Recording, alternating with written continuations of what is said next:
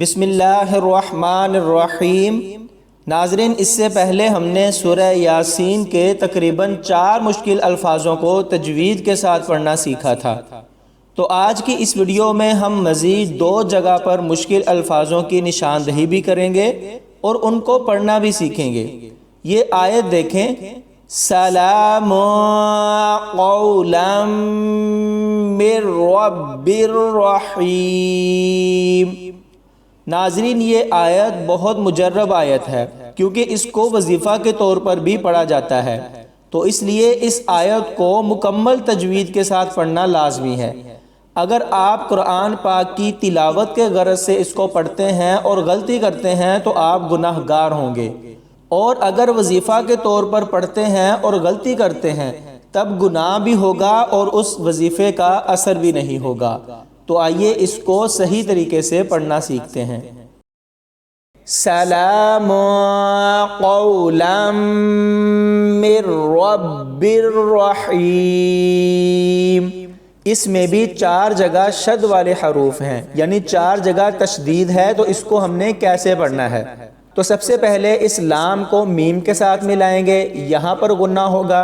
پھر میم کو آگے را کے ساتھ ملانا ہے، نون ساکن ہوگا، اس کو چھوڑ دیں گے۔ پھر را کو با کے ساتھ ملائیں گے اور پھر با کو را کے ساتھ ملائیں گے۔ قولا من رب الرحیم۔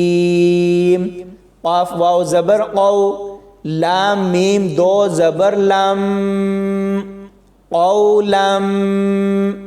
میم را زیر مر، را با زبر رب، مر رب۔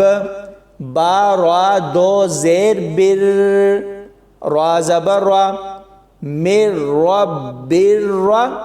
حا یا زیر حی، میم 2 زیر من، رحیم۔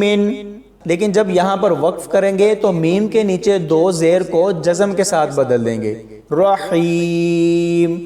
سلام قولا من رب الرحیم۔ اس کے بعد ناظرین آخری غلطی آیت نمبر 68 میں دیکھیں، وَمَن نُعَمِّرْهُ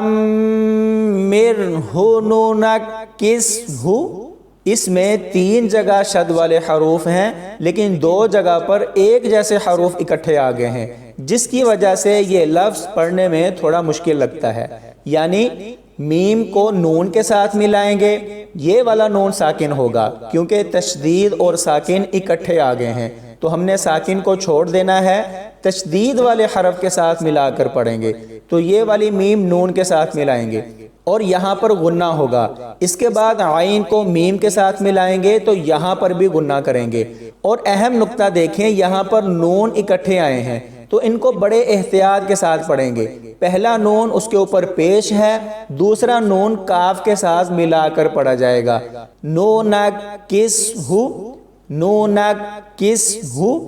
یہاں پر مسئلہ یہ ہوتا ہے کہ نون کو کاف کے ساتھ ملاتے ہوئے شد نہیں پڑھی جاتی، نُنَكِّسْهُ، نُنَكِّسْهُ، اس بات کا آپ نے خیال رکھنا ہے۔ تو آئیے اس کے ہجے کرتے ہیں، واو زبر وا، میم نون زبر من، نون پیش نو، ومن نو، عین میم زبر عم، میم را زیر مر، ہا پیش ہو، نعمر ہو، نون پیش نو، نون کاف زبر نک، کاف سین زیر کس، ہا پیش ہو، نونک کس ہو، نک کس ہو۔ وَمَن نُعَمِّرْهُ نُنَكِّسْهُ فِي الْخَلْقِ أَفَلَا يَعْقِلُونَ۔ تو ناظرین، یہ تھے آج کے مشکل الفاظ جن کو ہم نے تجوید کے ساتھ پڑھنا سیکھا ہے۔ امید ہے ان الفاظوں کی آپ کو اچھے سے سمجھ آ گئی ہوگی۔ اللہ پاک ہمیں قرآن پاک کو صحیح تلفظ کے ساتھ پڑھنے کی توفیق عطا فرمائے، آمین یا رب العالمین۔